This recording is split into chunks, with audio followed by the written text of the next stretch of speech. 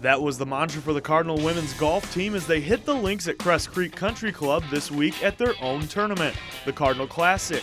Some neighbors on the course flying a kite, and with 40-mile-per-hour wind gusts, it was a good day to do that. But teams were at the course to play golf, so let's get to the action. We start at the par 3 17th. This is North Central freshman Jackie Brown on the tee. Her shot would roll up onto the dance floor. After rolling her first putt past the hole, she has a tough 20-footer to save par, but that's no problem. She takes her 3 and moves on. Brown carded a 103. Same hole, different group. This is Augustana's Jamie Lawrence. She's not a member at Cress Creek, but she gets the members bounce. That puts it within 10 feet.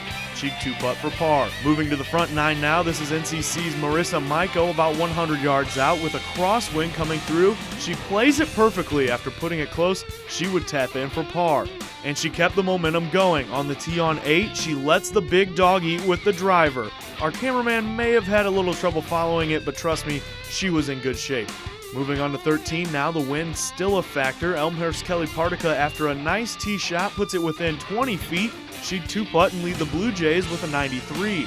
2 groups later on the same hole, Augie's Kelly Farina putting for par. So close! After waiting about 20 seconds for Mother Nature to take care of the rest, she relents and taps in for bogey. One more on the 13th. This is Cardinal freshman Elena Dufour. She gets her par. Next hole, the par 3 14th. Dufour now on the tee with the wind taking hold. She grabs the back of the green with her Titleist. She would card an 88. That's tied for the lowest score of the day.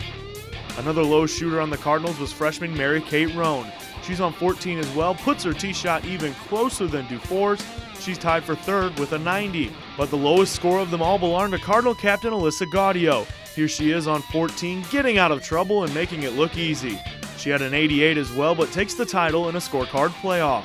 The Cardinals win their own tournament for the first time in 6 years.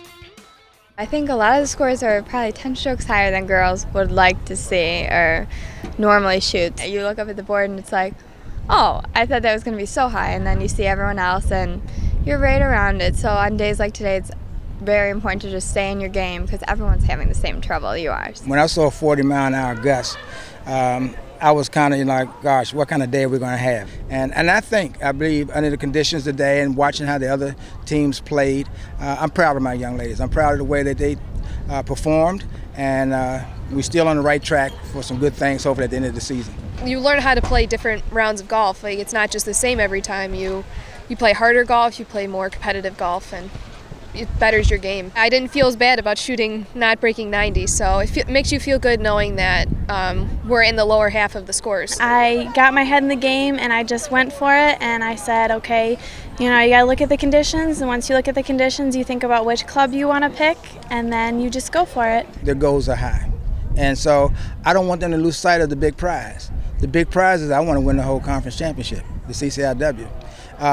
But if we don't, I want to make sure we put forth the right effort. So that's what we look forward to. The Cardinals are on the road for the rest of the season, competing in 6 tournaments before they try to attain their ultimate goal, the conference championship in Wheaton.